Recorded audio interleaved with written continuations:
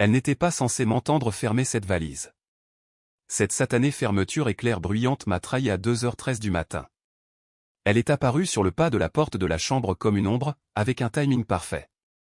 Son mascara était encore étalé, d'où qu'elle vienne. Son téléphone toujours à la main, l'écran illuminé par le nom d'Edouard. Je ne me suis même pas retourné.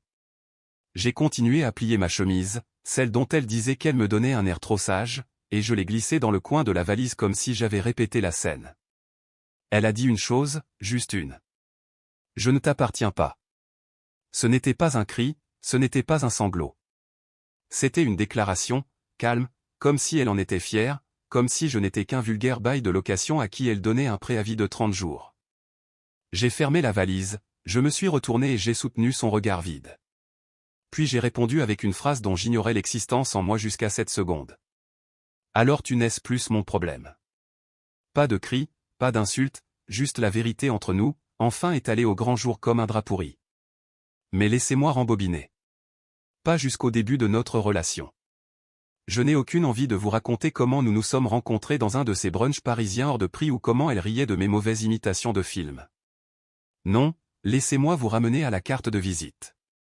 Ce stupide carré de papier que j'ai trouvé dans la poche de son manteau, celui que j'allais déposer au pressing.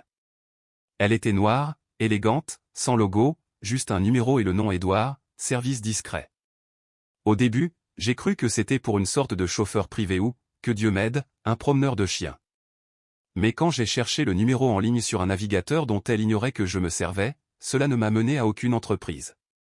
Ça m'a conduit vers un forum privé, où des hommes partageaient des captures d'écran de leur femme avec Edouard. Et elle était là, ma femme, Camille, portant un collier que je lui avais offert pour nos 4 ans de mariage, dans une photo qu'elle ne savait manifestement pas avoir été prise avec Edouard, dans un décor que je n'arrivais pas à situer totalement. Une chambre d'hôtel de luxe, peut-être. Je n'ai pas crié. Je n'ai pas pleuré. J'ai sauvegardé la photo. Je me la suis envoyée 2 fois par email, sous le nom de course pour qu'elle ne la trouve pas si elle fouinait. Et ce soir-là, je lui ai dit que j'avais un déplacement professionnel à venir. 3 jours à Lyon. Elle a à peine levé les yeux de son téléphone. Elle m'a dit, amuse-toi bien atténué. C'est la dernière faveur que je lui ai jamais faite, faire semblant de ne pas déjà savoir. Lui laisser l'espace pour me montrer qui elle était vraiment quand elle me croyait parti. Mais je n'étais pas parti. Je suis resté dans un hôtel Ibis à 12 minutes de là. J'ai suivi sa position grâce au traceur Bluetooth qu'elle ignorait avoir dans son porte-clés. Elle est allée directement à une adresse qui n'apparaissait pas sur Google Maps. Et au moment où j'ai entendu son rire à travers la fenêtre entr'ouverte de ce luxueux appartement haussmannien, c'est à ce moment-là que j'ai cessé d'être son mari. Maintenant, je fais mes valises, elle se tient dans l'encadrement de la porte et tout est sur le point d'exploser. Elle s'est appuyée contre le cadre de la porte comme s'il s'agissait d'une énième de nos disputes futiles. Comme si j'allais arrêter de bouder dans 10 minutes et retourner lui préparer son petit déjeuner pendant qu'elle ferait défiler l'écran de son téléphone en m'ignorant. Elle ne réalisait pas que ce n'était pas une de ces nuits-là. C'était la dernière nuit où je tolérerais d'être traité comme une version ratée d'un homme qu'elle n'avait jamais respecté. « Tu pars vraiment ?» a-t-elle demandé en croisant les bras, la voix monocorde. « Pourquoi ? Un numéro de téléphone dans mon manteau ? » Je n'ai pas répondu. Elle le savait déjà. Elle voulait juste voir si j'allais craquer. Si j'allais retomber dans ce rôle que je jouais si bien, le mec discret, le mec sage, l'idiot qui attendait à la maison pendant qu'elle avait des réunions. Mais je n'étais plus sage. Jen avait fini. J'ai glissé mon ordinateur portable dans mon sac, je l'ai fermé lentement et je l'ai enfin regardé dans les yeux. Son mascara étalé, sa fausse surprise, la lueur de panique derrière son flegme. Tout était là. Pour une fois, elle ne contrôlait plus la situation, et ça la terrifiait plus que d'être prise en flagrant délit. Elle s'est avancée lentement dans la pièce et a dit, « Tu n'as pas le droit de partir comme ça après tout ce que j'ai toléré de ta part. » J'ai ri. Je jure que je ne l'ai pas fait exprès, mais c'est sorti, tranchant et amer. « Tu m'as toléré ? Tu veux dire après que j'ai remboursé ton prêt de grande école de commerce ? Après t'avoir fait pistonner pour ton poste par mon cousin ? Après être resté silencieux quand tu as commencé à dormir sur le canapé en me reprochant le stress de ta carrière ? » Elle s'est figée. J'ai continué, « Tu as raison. Je ne t'appartiens pas. Tu appartiens à cette vie que tu as construite sans moi, dans mon dos. Mais cette vie va devenir beaucoup plus difficile. Et c'est là que j'ai sorti l'enveloppe noire. Elle était au fond de la valise, glissée sous mes pulls. Elle ne savait pas que je l'avais. Elle ne savait pas ce qu'elle contenait. Mais j'avais passé le dernier mois à la préparer, à observer, à documenter. J'avais engagé quelqu'un discrètement pour la suivre, prendre des photos, récupérer des reçus, pister cette voiture qu'elle jurait prendre pour aller au travail alors qu'elle était garée dans des parkings privés du centre-ville. Je lui ai tendu l'enveloppe. Elle l'a ouverte. Ses mains tremblaient. Les photos sont tombées en premier, puis les captures d'écran, puis l'impression de la facture de l'hôtel avec sa signature, sa pièce d'identité dans le dossier, et le nom d'Édouard inscrit comme client. Elle m'a regardé comme si je venais de la poignarder en silence. Et pour la première fois en 2 ans, j'ai vu la vérité s'installer sur son visage. Elle n'était plus la plus maligne. Elle avait été surveillée. Elle avait été déjouée. Qu'est-ce ce que c'est? A-t-elle chuchoté. C'est mon assurance, ai-je répondu. Alors, quand tu essaieras de dire à tes amis que j'étais possessif, ou quand tu iras voir les RH pour prétendre que j'étais émotionnellement distant, ou quand tu iras pleurer chez ta mère en disant que je t'aille soudainement abandonné, sache juste que je publierai chacun de ces fichiers numériquement, automatiquement. Je l'ai programmé. Elle a reculé comme si j'étais un étranger. Et peut-être que je l'étais. Peut-être qu'elle ne m'avait jamais connu. Peut-être qu'elle ne connaissait que la version de moi qu'elle pouvait manipuler, rejeter, rabaisser. Mais l'homme qui se tenait devant elle ne suppliait plus. Bonne chance avec Édouard, ai-je dit doucement en passant devant elle. J'espère qu'il aime les menteuses. Elle ne m'a pas suivi. Elle n'a pas crié. Elle est juste restée là, pieds nus sur le sol froid, tenant la vérité dans ses mains tremblantes. Et alors que les portes de l'ascenseur se refermaient devant moi, j'ai ressenti quelque chose que je n'avais pas ressenti depuis des années. Le contrôle. Mais ce n'était que le début. Parce que Camille n'avait pas encore tout perdu. Loin de là. 3 jours. C'est le temps pendant lequel je suis resté complètement silencieux. Pas de SMS, pas d'appel. Je n'ai même pas regardé ses réseaux sociaux. Pas parce que je m'en fichais. Oh, je m'en souciais, mais parce que je savais qu'elle deviendrait folle avec le silence. Camille a toujours eu besoin d'un public. Elle s'épanouissait en étant regardée, validée, félicitée. Toute sa vie était mise en scène pour des likes, pour des applaudissements, pour l'illusion de la perfection. Alors, j'ai laissé le silence s'étirer. Je lui ai donné la seule chose à laquelle elle ne pouvait pas survivre, l'invisibilité. Le 3e jour, j'ai reçu un appel d'un numéro que je ne connaissais pas, j'ai laissé sonner, puis j'ai écouté le message vocal. Sa voix était tendue, précipitée. Julien, je ne sais pas à quel genre de jeu tu joues, mais il faut qu'on parle, maintenant. Ce mot m'a fait rire. C'est elle qui avait transformé notre mariage en échiquier. J'avais juste appris à jouer après avoir été le pion pendant trop longtemps. Je n'ai toujours pas rappelé. Ce soir-là, j'ai vérifié le traceur que j'avais laissé actif sur sa voiture. Elle était allée dans un bar sur un rooftop dans le 8e arrondissement. Un endroit chic, des murs en verre, un éclairage à la bougie, tout à fait dans le style de quelqu'un qui essaie de faire semblant que rien ne brûle dans son monde. J'ai attendu qu'elle soit confortablement installée. Puis j'ai envoyé le message, pas à elle, mais au groupe de discussion anonyme dont elle ignorait l'existence. Celui que j'avais créé des mois plus tôt avec 3 de ses collègues proches, en utilisant tous des adresses mail poubelles. Nous avions rassemblé des histoires, des rumeurs, un murmure par-ci, un déjeuner d'affaires douteux par-là. Voyez-vous, Camille ne se contentait pas de me tromper. Elle détournait aussi des contrats au travail, faisant passer des accords sous la table pour des gens qui lui offraient des cadeaux. Rien d'énorme, mais assez pour donner des sueurs froides au RH. Et maintenant, j'avais des captures d'écran de tout. J'ai envoyé un message au groupe, elle a recommencé. Dernier étage, barre le ciel, robe rouge. L'une des femmes a répondu instantanément, reçu. Il est temps d'allumer la mèche. Pendant ce temps, je regardais le sourire de Camille s'élargir en temps réel sur la retransmission en direct du bar, un flux public que l'établissement utilisait pour promouvoir son ambiance. Elle riait, trinquant avec un type que je ne reconnaissais pas. La tête penchée juste ce qu'il faut pour la caméra. L'image même du succès et du charme. Elle ne savait pas que 2 de ses collègues étaient entrés 10 minutes plus tôt. Elles observaient depuis le coin, téléphone à la main, voyant tout. L'une d'elles a même pris une courte vidéo et me l'a envoyée. Elle était là, mentant avec son corps, mentant avec son sourire, et totalement ignorante que les personnes capables de détruire sa réputation planifiaient déjà les retombées. À 22h41, elle a regardé son téléphone et a vu mon nom. Le SMS disait seulement ceci, souris à la caméra. Tu es en direct. Elle s'est figée. Je l'ai vue cligner des yeux fortement, regardant autour de la pièce comme si elle sentait un changement dans l'air. Elle s'est levée, a renversé son verre, a dit quelque chose de sec au type à côté d'elle, puis a commencé à marcher à grands pas vers la sortie. Mais il était trop tard, car ce message, je ne l'avais pas envoyé qu'à elle. Je l'avais envoyé à son patron, à son responsable RH et à notre groupe de discussion familiale, tous avec la même photo en pièces jointes, Camille trinquant avec Édouard. Je n'ai pas eu besoin de crier. Je n'ai pas eu besoin de vengeance. J'avais juste besoin que tout le monde voie qui elle était vraiment. Mais ce n'était que la première frappe. La suivante laisserait une marque indélébile. Elle s'est pointée à mon appartement temporaire le lendemain matin, arborant cette fausse expression de douceur qu'elle utilisait sur les inconnus qu'elle voulait impressionner, comme si de rien n'était.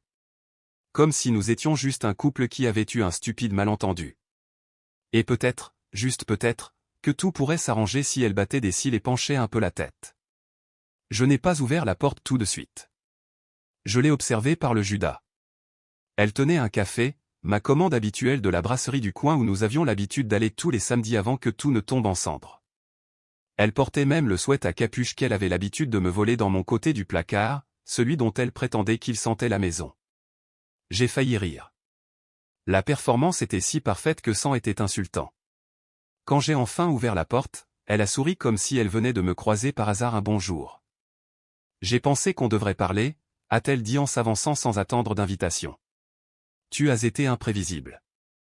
Je n'ai rien dit, je l'ai juste regardé poser le café comme une offrande de paix, comme si c'était elle qui se montrait généreuse. Elle a jeté un coup d'œil autour du petit appartement comme si elle l'évaluait, remarquant les cartons non déballés, les meubles rudimentaires. Son visage s'est légèrement crispé sur les bords, comme si ça ne correspondait pas à ses standards. Je ne m'attendais pas à ce que tu emploies l'option nucléaire, a-t-elle dit. Les photos, Julien, tu les as envoyées à mon patron. Toujours silencieux. Elle a sorti son téléphone et l'a agité vers moi comme si j'avais fait tomber une arme et qu'elle me la rendait. Ça aurait pu rester entre nous. C'était presque drôle de voir comment elle croyait encore pouvoir me culpabiliser après tout ça. Après les mensonges, les nuits passées dehors, les tromperies, après Édouard, et quels que soient les autres noms qu'elle gardait enfouis derrière des SMS supprimés et des contacts déguisés. Elle pensait vraiment que je me soucierais plus de son travail que du fait qu'elle avait vidé notre mariage de sa substance et m'avait laissé faire semblant que rien ne sentait le pourri. Tu as menti à tout le monde, ai-je fini par dire. Pas seulement à moi. Et tu n'as pas le droit de réécrire l'histoire maintenant juste parce que ton monde s'effondre. Elle s'est hérissée. Il ne s'effondre pas. Oh non. J'ai penché la tête. Les RH t'ont déjà appelé? Son expression a tressailli. Elle a essayé de le cacher, mais je l'ai vu. La fraction de seconde où son masque s'est fissuré. Ils enquêtent, a-t-elle répondu trop vite. Mais je n'ai rien fait d'illégal. C'est juste de la jalousie. De la politique de bureau. Tu as pris des proportions. Non, l'ai-je interrompu. J'ai juste tendu un miroir. Tu as choisi ce que les gens y ont vu. Elle a reculé comme si je l'avais giflé.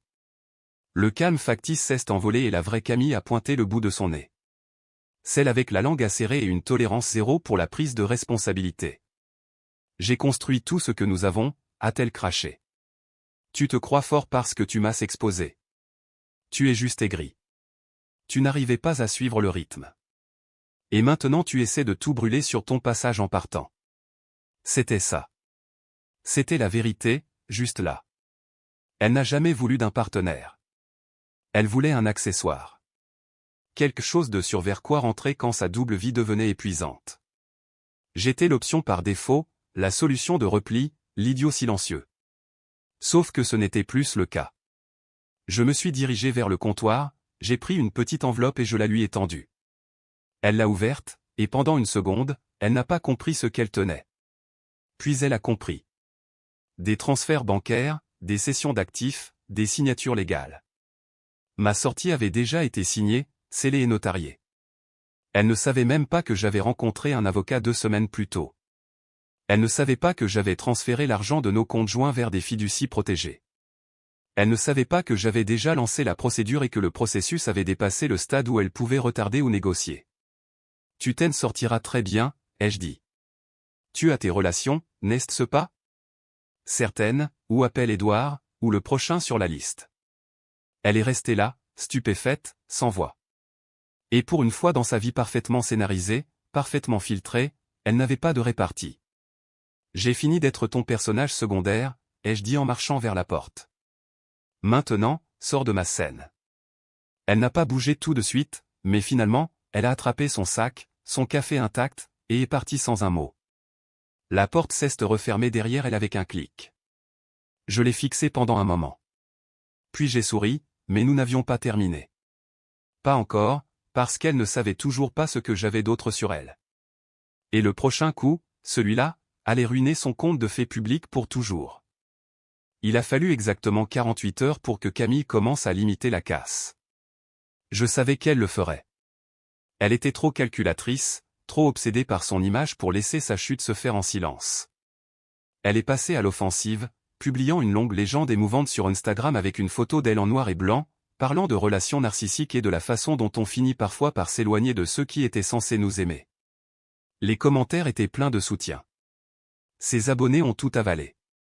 Elle les nourrissait de cette version édulcorée de sa vie depuis des années.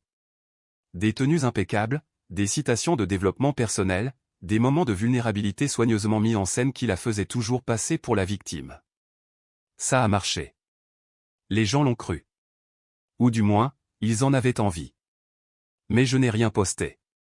Je n'ai pas commenté, je n'ai pas argumenté, je n'ai même pas scié parce que je savais quelque chose qu'elle ignorait. Il y avait plus d'yeux braqués sur elle que jamais auparavant maintenant. Et tous n'étaient pas amicaux. L'une de ses anciennes stagiaires m'a envoyé un message anonyme, disant qu'elle avait vu Camille toucher des pots de vin sur un accord de produit et qu'elle avait des preuves. Un autre gars, un de ses ex-amis qu'elle avait arnaqué sur un contrat, m'a envoyé un enregistrement vocal par email. C'était Camille qui se vantait de manipuler les négociations, plaisantant sur le fait qu'il valait mieux être sympathique qu'honnête. Je ne les ai pas fait fuiter. Je n'en avais pas besoin.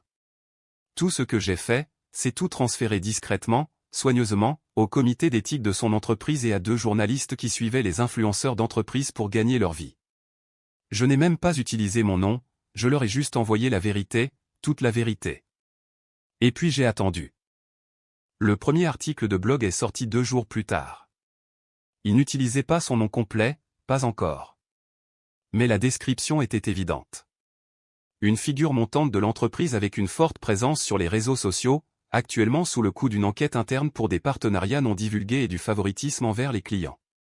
Camille a posté une réponse énigmatique ce soir-là, une phrase vague sur les ex-jaloux et les campagnes de dénigrement. Mais l'article suivant l'a nommé ouvertement et c'est là que les likes ont commencé à chuter. Les collaborations ont été suspendues. Les marques se sont retirées. Les emails ont commencé à rester sans réponse. Elle a essayé de retourner la situation. Elle a essayé de pleurer face caméra, a essayé de manipuler Internet pour faire croire qu'elle était injustement ciblée. Mais le truc, quand on fait semblant d'être parfait, c'est que la chute est 10 fois plus bruyante quand le masque tombe. Et je n'avais même pas encore appuyé sur la gâchette pour le pire. Pas la chose qu'elle craignait le plus. Pas lui. Parce qu'au fond, Camille croyait toujours que Édouard prendrait son parti. Mais cet homme, il parlait déjà. Je n'avais jamais prévu de parler à Édouard. Dans ma tête, il n'était qu'une ombre en arrière-plan de tout ce que Camille avait détruit. Un nom sur un écran, un visage suffisant sur une photo. Le gars qui profitait de la vie que j'essayais de reconstruire à partir des décombres. Je pensais qu'il s'estomperait simplement dans le prochain désordre qui l'attendrait. Mais ensuite, il m'a appelé directement. Pas de numéro masqué, pas de message crypté, juste un nom clair et net illuminant mon téléphone à 23h06. J'ai laissé sonner 2 fois. Mon pouce a hésité. Je ne sais pas pourquoi j'ai décroché. Peut-être par curiosité, peut-être pour tourner la page, peut-être que je voulais juste entendre sa voix pour savoir si elle était aussi arrogante que je l'imaginais, mais il n'avait pas l'air arrogant. Il avait l'air dévasté. « Julien » a-t-il dit avec une respiration lourde. Écoute, mec. Je crois que tu as besoin de savoir quelque chose. Je n'ai rien dit. J'ai juste attendu. Il a continué. Je ne savais pas qu'elle était mariée quand ça a commencé. Elle m'a dit que vous étiez séparés. Elle disait que tu étais psychologiquement violent, distant, possessif, qu'elle reconstruisait sa vie de zéro.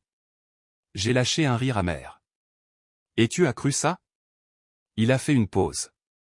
Au début oui, mais ensuite j'ai vu les photos, les reçus, tout ce que tu as envoyé. Et la façon dont elle gère les retombées maintenant, elle ne panique pas comme quelqu'un qui est désolé. Elle panique comme quelqu'un dont le petit jeu a été démasqué. Il y a eu un long silence entre nous. J'entendais le bruit de la rue derrière lui, un chien qui aboyait, sa respiration nerveuse. Je pense qu'elle a déjà fait ça, a-t-il finalement dit. Peut-être pas un mariage, mais ce genre de choses. Elle se joue des gens, se réinvente. Elle s'ennuie et met le feu à la version d'elle-même qui ne lui sert plus. J'ai réalisé alors. Édouard n'était pas un méchant. Il n'était que le prochain idiot sur la liste. Elle t'a utilisé, ai-je dit, plus fatigué qu'en colère. Ouais, a-t-il répondu. Je m'en rends compte. Ça aurait dû s'arrêter là. Mais Édouard n'avait pas fini. Il y a autre chose. Tu devrais probablement le voir. Il m'a envoyé une capture d'écran en plein appel, un fil de discussion, son nom en haut, des messages qui n'étaient pas juste séducteurs, ils étaient manipulateurs, froids. Elle disait que le geek de la tech ne riposterait pas et qu'elle avait besoin de quelqu'un d'assez alpha pour remplacer cet espace vide à la maison. Je l'ai fixé pendant un long moment après avoir raccroché. C'est comme ça qu'elle me voyait. Un espace vide. Je croyais avoir déjà touché le fond, mais ça a creusé plus profondément que je ne m'y attendais. Et pourtant, ça m'a aussi donné autre chose. La preuve finale. Pas seulement qu'elle m'avait trahi, mais qu'elle l'avait planifié. Maintenant, il était temps de montrer à tout le monde la part de Camille qu'elle ne pourrait même pas nier, celle qu'elle avait mise par écrit. Et cette fois, il n'y aurait pas de poste de retour en grâce. Camille a toujours cru qu'elle pouvait se sortir de n'importe quelle situation en parlant. Que si elle pouvait juste devancer l'histoire, la faire tourner assez vite, pleurer au bon moment, sourire au bon instant, elle survivrait au coup. Et pendant un temps, elle l'a fait. Ses fidèles abonnés se sont accrochés à sa version de la vérité. Elle a posté des vidéos les larmes aux yeux sous une lumière tamisée, les a légendées avec des mots vagues comme trahison et évolution, et a accusé les trolls d'internet pour la campagne de dénigrement. Mais les fissures s'élargissaient. Ses partenariats ont cessé de la promouvoir. Les commentaires sous ses publications ont commencé à changer. Les gens posaient des questions auxquelles elle ne pouvait pas répondre. Et puis le véritable effondrement a commencé. Pas de ma part, pas de la part d'Édouard, mais de la part des gens qu'elle pensait avoir encore enroulés autour de son doigt. L'une de ses amies les plus proches, Margot, quelqu'un qui la mettait en valeur sur chaque photo, a posté discrètement un long message dans sa story. Pas de nom, juste des mots. Mais quiconque prêtait attention pouvait relier les points. Parfois, les personnes qui crient le plus fort pour dire qu'elles sont des victimes ont juste peur que quelqu'un ait enfin vu clair en elles. Et Jen est fini de protéger ce qui n'a jamais été réel. Quelques heures plus tard, un autre ancien collègue a commenté publiquement sous l'une des vidéos de Camille. C'est fou comme tu prêchais l'honnêteté tout en empochant des pots de vin. Je suppose que le karma sait se montrer patient. Je n'ai pas dit un mot. Je n'en avais pas besoin. La vérité avait une voix maintenant et ce n'était pas la mienne. Mais Camille, elle, s'effondrait. Elle a essayé de m'envoyer un nouveau message, pas avec rage, mais avec désespoir. Julien, s'il te plaît. Je veux juste parler. Je ne pensais pas que ça irait si loin. Julien, tu détruis ma vie. Julien, j'ai fait des erreurs, mais tu agis comme si j'étais le diable. S'il te plaît, Julien, s'il te plaît, arrête. Je n'ai pas répondu. Que restait-il à dire? Elle ne me voulait pas. Elle voulait le contrôle. Elle voulait maîtriser le récit, susciter la compassion. Elle voulait inverser les rôles et transformer le méchant en héroïne incomprise. Mais il n'y avait plus de scénario. Et puis est venu le coup de grâce. Quelque chose que je n'avais même pas prévu. Un enregistrement d'écran a commencé à devenir viral sur un forum Reddit dédié au scandale. L'un de ses live streams. Quelqu'un l'avait surprise en train de marmonner dans sa barbe, oubliant que le micro était toujours allumé lors d'un test de diffusion en direct. Ils sont si faciles à manipuler. Tu as juste à pleurer, à dire les bons mots, et ils avaleront n'importe quoi. C'était ça. 17 secondes d'audio. C'est tout ce qu'il a fallu. En l'espace de quelques heures, son nombre d'abonnés a commencé à chuter en temps réel. Les contrats de sponsoring ont commencé à disparaître. Et tous ces gens qu'elle avait autrefois utilisés comme accessoires dans sa vie parfaite se sont tus, se sont désabonnés, prenant leur distance un par un. Elle a essayé de poster une vidéo d'excuses, mais les commentaires ont été brutaux. Tu n'es pas désolé. Tu es juste désolé qu'on l'ait découvert. Ton mari nous avait prévenus. Le micro est toujours allumé, Camille. Et moi? J'ai regardé tout cela se dérouler sans lever le petit doigt. Elle ne m'appartenait pas. Et maintenant, elle n'appartenait à personne. C'est étrange comme le monde devient silencieux quand le bruit s'éteint. Pas seulement le bruit qu'elle créait, mais le bruit que j'ai laissé vivre dans ma tête pendant trop longtemps. Pendant des mois, peut-être même des années, j'ai vécu dans les shows de ses humeurs, de ses choix, de son chaos. Je n'arrêtais pas de me demander ce que je faisais de mal, ce que je pouvais réparer, comment je pouvais être plus, ou moins, ou meilleur. Et maintenant, le silence. Un silence propre, sans drame, paisible. Après que tout a explosé, Camille s'est complètement déconnectée. Plus de stories, plus d'excuses, plus de légendes soigneusement filtrées. Elle a disparu comme le font les gens quand les projecteurs deviennent trop brûlants pour y survivre. J'ai entendu dire par quelqu'un qui travaillait encore avec elle, que son contrat n'avait pas été renouvelé, que ses contrats publicitaires s'étaient discrètement dissous, que même Édouard avait coupé les ponts une fois qu'il avait réalisé qu'elle l'avait entraîné dans une tempête qu'elle avait elle-même créée. Mais tout ça ne la concerne plus. Pas vraiment. J'ai quitté la ville, j'ai pris un emploi dans une petite ville côtière en Bretagne. Moins bien payé, mais plus sain des prix. Les gens là-bas se fichent de savoir qui vous étiez ou qui votre ex-femme prétendait être. Ils vous demandent comment s'est passée votre journée. Ils rient sans vérifier leur reflet d'abord. Je ne savais pas à quel point Jen avait besoin jusqu'à ce que je l'aie. Pendant un certain temps, j'ai continué à attendre la prochaine trahison, le prochain rebondissement, comme si la vie m'avait entraîné à m'attendre au pire, mais ce n'est jamais venu. Lentement, mes épaules ont commencé à se relâcher. J'ai recommencé à dormir d'une traite, à manger comme si j'y prenais du plaisir, à respirer comme si je ne m'excusais pas d'exister. Et un soir, je me suis retrouvé dans un petit café-librairie, feuilletant des pages que je ne faisais pas semblant de lire. C'est là que j'ai rencontré Juliette. Elle n'était pas tape à accent grave-l'œil. Elle n'essayait pas d'être quelqu'un d'autre. Elle m'a dit que j'avais un joli rire nerveux et m'a demandé si je parlais toujours autant avec les mains. J'ai dit oui. Elle a dit « cool ». Et m'a tendu son numéro écrit sur une serviette en papier. Pas de drame, pas de jeu, juste la paix. Nous ne précipitons rien. Je n'essaie pas de combler un vide. Elle n'essaie pas d'être une solution, mais nous parlons. Nous écoutons. Elle sourit à mes blagues nulles. Et quand je lui ai dit que j'avais traversé une sale période, elle a répondu, alors c'est peut-être le moment d'avoir un peu de calme. Je crois qu'elle a raison. Camille vivra probablement toujours dans le rétroviseur, pas comme un fantôme, mais comme une leçon dont j'avais besoin. Une leçon que j'ai enfin comprise. Et maintenant, je roule vers l'avant. Fini de regarder en arrière.